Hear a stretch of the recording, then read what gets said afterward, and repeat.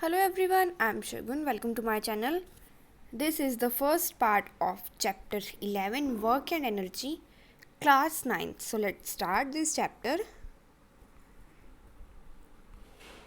अब जो previous chapter था उसमें हमने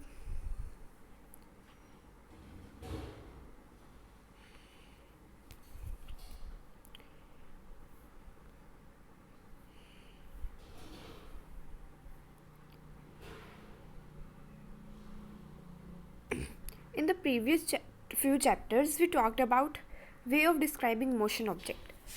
अब हमने पिछले कुछ चैप्टर में पढ़ा था कि हम किसी भी जो ऑब्जेक्ट है उसके मोशन को कैसे डिस्क्राइब करते हैं, और कोज हमने पढ़ा था मोशन का और ग्रेविटेशन का. जो अनदर कॉन्सेप्ट है जो हमें हेल्प करता है अंडरस्टैंड करने में कोई नेचुरल फिनोमिना, वो होता है वर्क. और जो ये वर्क है वो क्लोजली रिलेटिव होता है एनर्जी एंड पावर से.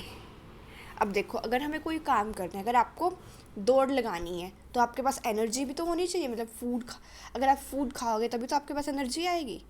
ये तो नहीं कि आप बिना एनर्जी के कुछ काम कर सकते हो. इवन हमें चलना भी है उसके लिए भी हमें एनर्जी की ज़रूरत पड़ती है. अब जो जितने भी ह्यूमन बीइंग है वो फूड उनकी नीड होता है, वो उन्हें फूड की ज़रूरत होती है. Living beings have to perform. जो लिविंग बीइंग्स होते हैं वो बहुत सारी बेसिक एक्टिविटीज़ परफॉर्म करते हैं उनके सर्वाइव के लिए. ऐसी एक्टिविटीज़ को हम बोलते हैं लाइफ प्रोसेसेस. जो एनर्जी होती है उन प्रोसेस के लिए जो हमें अपने डे टू डे लाइफ में परफॉर्म करने होते हैं, वो आती है फूड से. We need energy for other activities. जैसे कि हमें एनर्जी प्लेइंग के लिए भी चाहिए होती है, कि हमें गाना गाना है उसके लिए भी हमें रीड करना है, राइट करना है, सोचना है कुछ, उसके लिए भी हमें एनर्जी चाहिए होती है. अगर हमें जंप करना है हमें उसके लिए भी एनर्जी चाहिए होती है.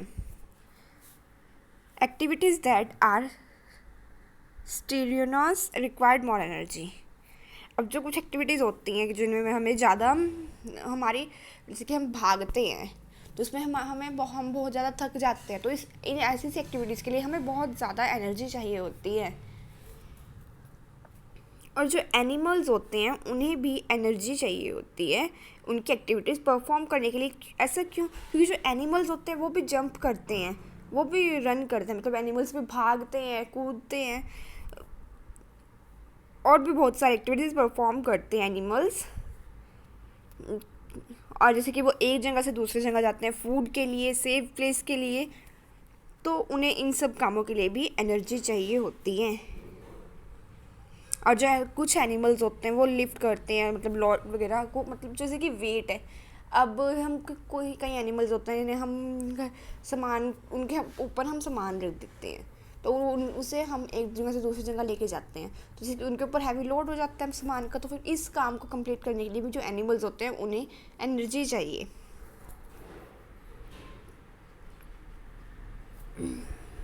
ये सब जो एक्टिविटीज़ होती है, जितनी भी हमने एक्टिविटीज़ पढ़ी कि ह्यूमन बीइंग को कैसे एनर्जी चाहिए, जो एनिमल्स होते हैं उन्हें किस काम के लिए एनर्जी चाहिए, ये सब हमने पढ़ा.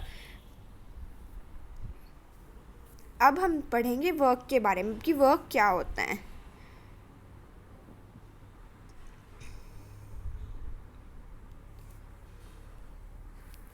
What is work? There is a difference in the way we use term work in day to day life है. जो वर्क होता है ना उसकी definition day to day life के लिए, कि हम जो कोई वर्क है जो जो हम आम लोगों की भाषा कह देते हैं, उनके लिए अगर कोई काम हो रहा है उसकी डेफिनेशन अलग होगी. पर जो साइंस है उसके लिए वर्क की डेफिनेशन अलग होती है. अब देखो, अगर हम किसी भी दीवार को पुल कर रहे हैं, किसी भी दीवार पे अगर हम पुश उसके ऊपर ज़ोर डाल रहे हैं दीवार के ऊपर, तो फिर हम वो दीवार है वो एक ही जगह रहती है. चाहे हम उसे पुश कर ले, पुल, तो हम पुश पुल जो मर्जी करें हम उसे. दीवार ये तो नहीं कि दीवार या तो पीछे हो जाएगी आगे हो जाएगी, नथिंग.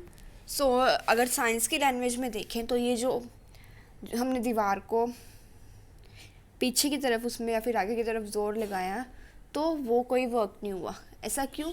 क्योंकि जो वर्क है वो साइंस की लैंग्वेज में ये कहा जाता है कि जो वर्क है वो तभी कंप्लीट माना जाता है कि अगर हम कोई फोर्स लगा रहे हैं और जो ऑब्जेक्ट है वो मूव करे।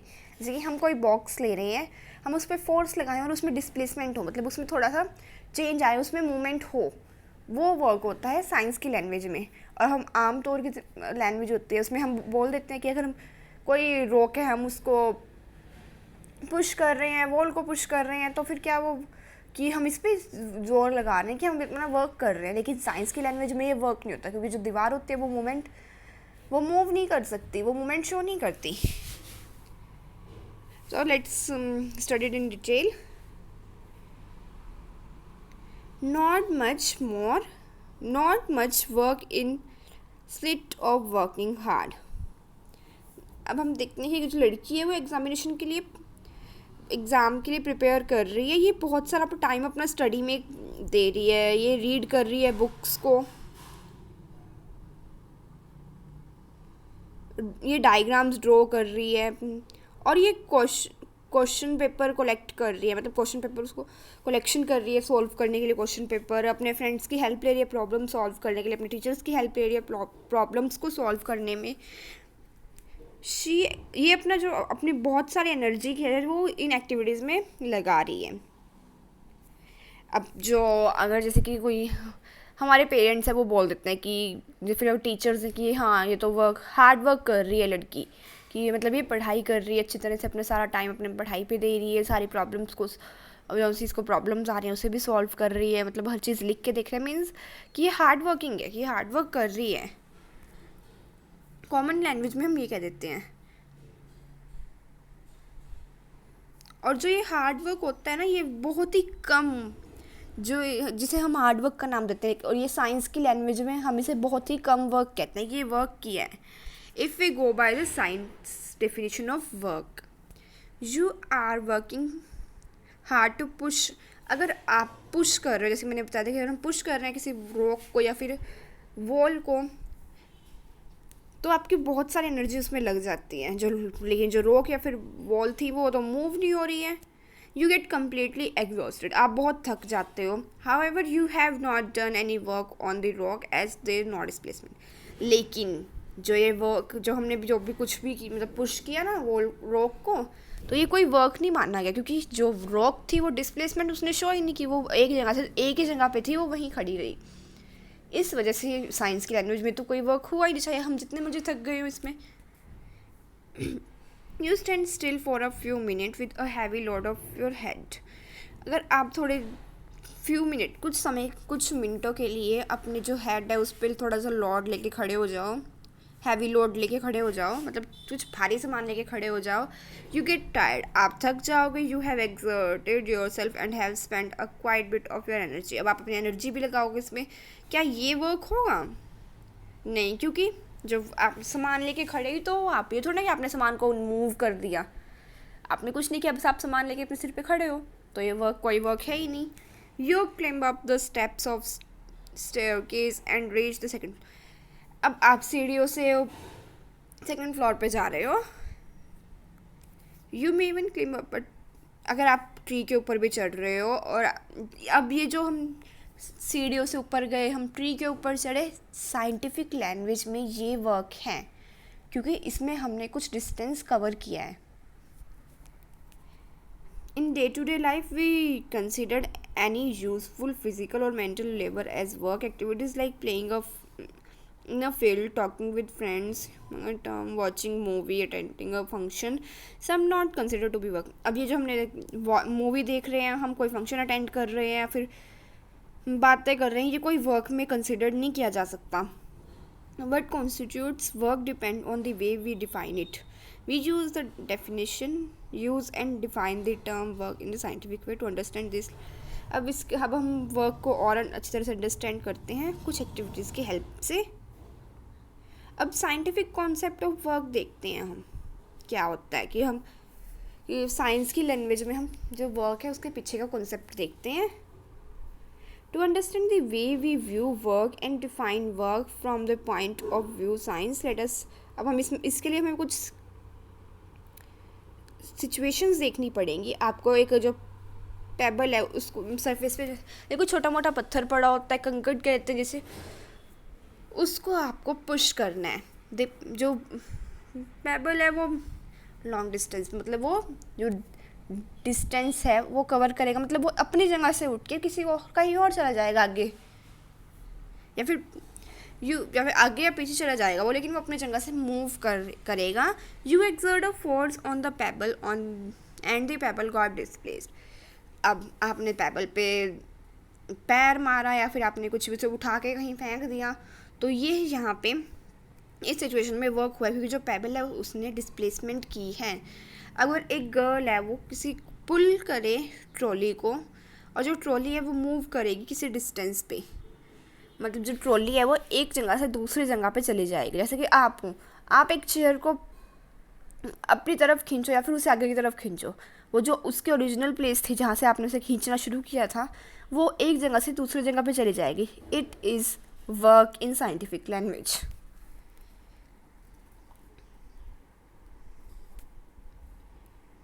Lift a book through a height. अब आपको एक बुक लेनी है, उसको अपने सिर के ऊपर रखना है, थोड़ी सी हाथ में रखना है अपने सिर से ऊपर, उसे थोड़ा सा ऊपर कर देना सिर से, फिर अपना हाथ थोड़े नीचे लेके आना है, फिर ऊपर कर देना है।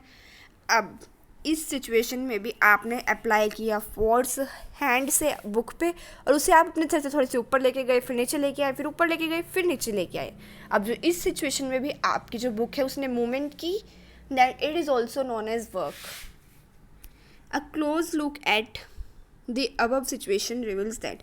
अब जितनी भी हमने सिचुएशंस यहाँ पे पढ़ी हैं उससे हमें क्या पता लगे कि जो वर्क है वो दो सिचुएशन में हम कहते हैं कि जो वर्क है वो हुआ है। जो फोर्स है वो ऑब्जेक्ट पे एक्ट करे, और जो ऑब्जेक्ट है वो मूव करे, मतलब डिस्प्लेसमेंट करे, एक जगह से दूसरी जगह पे जाए। अब जब तक हम किसी ऑब्जेक्ट पे फोर्स नहीं लगाएंगे वो मूव नहीं करेगा, और जब वो मूव करेगा तभी हम बोलेंगे कि हाँ यहाँ पे वर्क हुआ है। अब इन दोनों सिचुएशन में से अगर एक भी सिचुएशन आपके पास नहीं है, मतलब अगर आपने एक भी वर्क पर या तो मूव ना हुआ वो ऑब्जेक्ट, तो वो भी वर्क नहीं है। अगर आपने कोई फोर्स ना लगाया हो तो वो भी वर्क नहीं है। If any one of this our condition.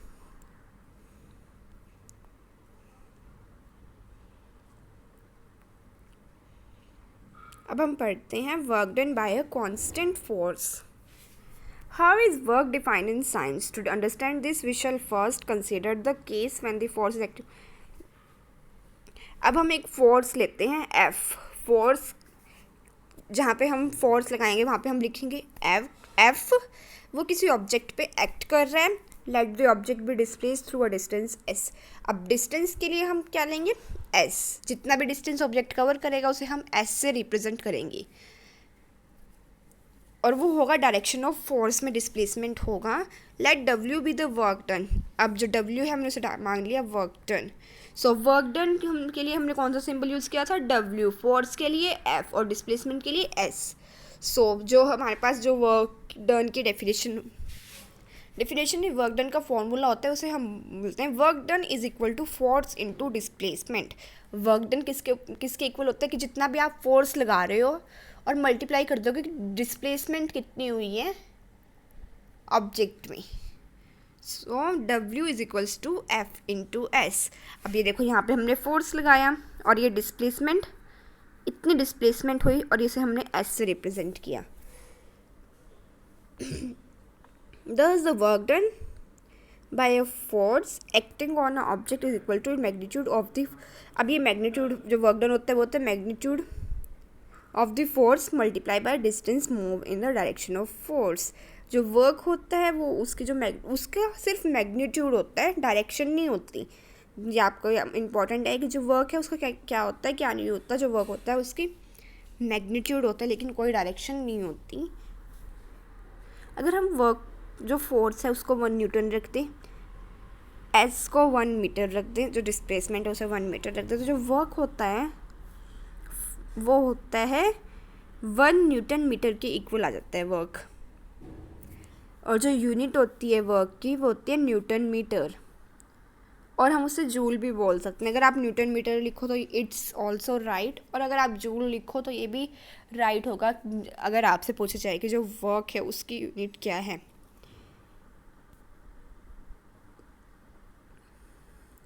Thus 1 joule is the amount of work done on an object when a force is 1 Newton and displaces. अब अगर आपको 1 जूल वर्क डन, अभी आप कब बोल सकते हो कि जो वर्क डन है वो 1 जूल हुआ है? अगर आपके पास 1 न्यूटन फोर्स हो और जो डिस्प्लेसमेंट हो 1 मीटर हो, तब जो आपका वर्क है वो 1 जूल होगा.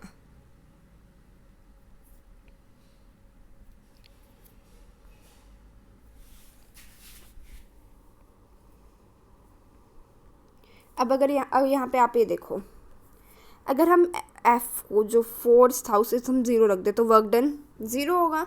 ऐसे ही अगर हम डिस्प्लेसमेंट है उसे ज़ीरो रख दें तो अभी जो वर्क डन है वो ज़ीरो होगा.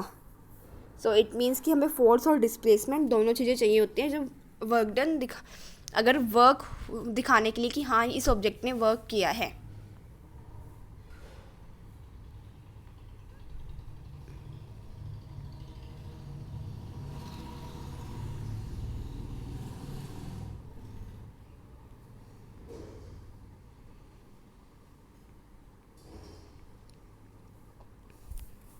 Consider another situation in which the force and the displacement are in same direction.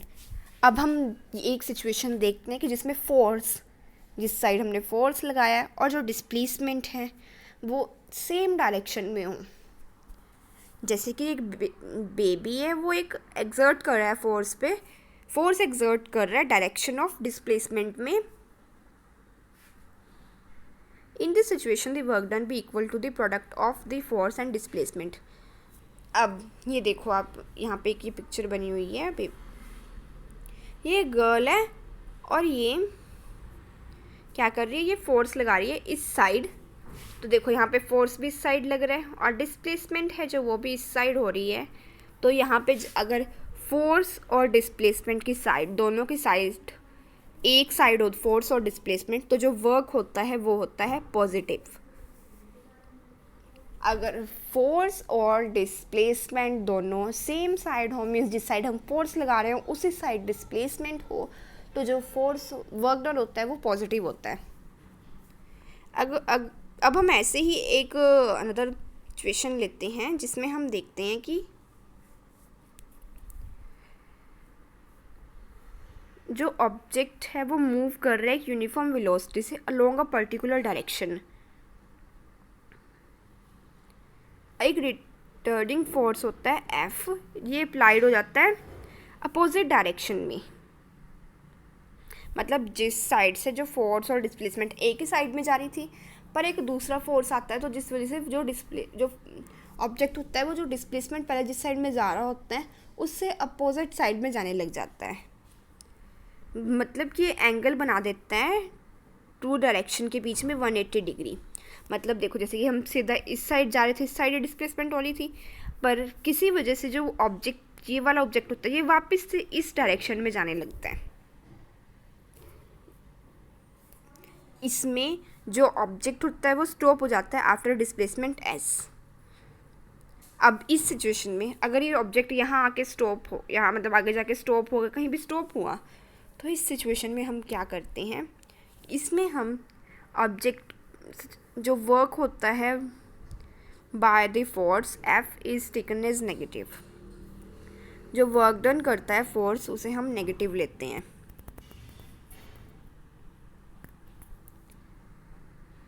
जो ऑब्जेक्ट ने वर्क किया वो नेगेटिव आ जाता है.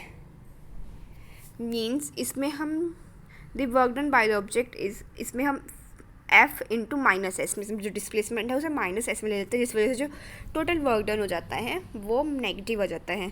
अब इन दोनों डेफिनेशन से हमने क्या पता किया कि जो वर्क डन होता है वो पॉजिटिव भी हो सकता है और नेगेटिव भी हो सकता है. अब पॉजिटिव कब होता है वर्क डन, जब पॉजिटिव वर्क तब होता है जब फोर्स जो डायरेक्शन ऑफ डिस्प्लेसमेंट हो और जो फोर्स की डायरेक्शन हो वो सेम हो. लेकिन नेगेटिव कब होता है वर्क, जब फोर्स एक्ट करे अपोजिट डायरेक्शन में डिस्प्लेसमेंट के. मतलब हमने फोर्स एक्ट किया, वो उससे अपोजिट डायरेक्शन में लगा. जिस डायरेक्शन में डिस्प्लेसमेंट हो रही थी। Means work done is negative when the force act opposite to the direction of displacement. Force opposite हो डायरेक्शन ऑफ डिस्प्लेसमेंट से, मीन्स फोर्स की डायरेक्शन इस साइड हो और डिस्प्लेसमेंट की डायरेक्शन हो वो इस साइड हो, तो वर्क होगा वो नेगेटिव होगा। पर जो फोर्स की डायरेक्शन भी इस साइड और जो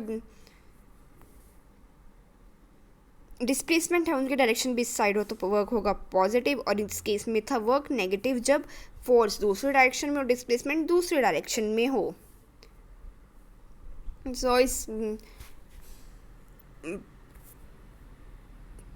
सो नेक्स्ट जो टॉपिक बचे हैं वो हम नेक्स्ट वीडियो में करेंगे। Thank you.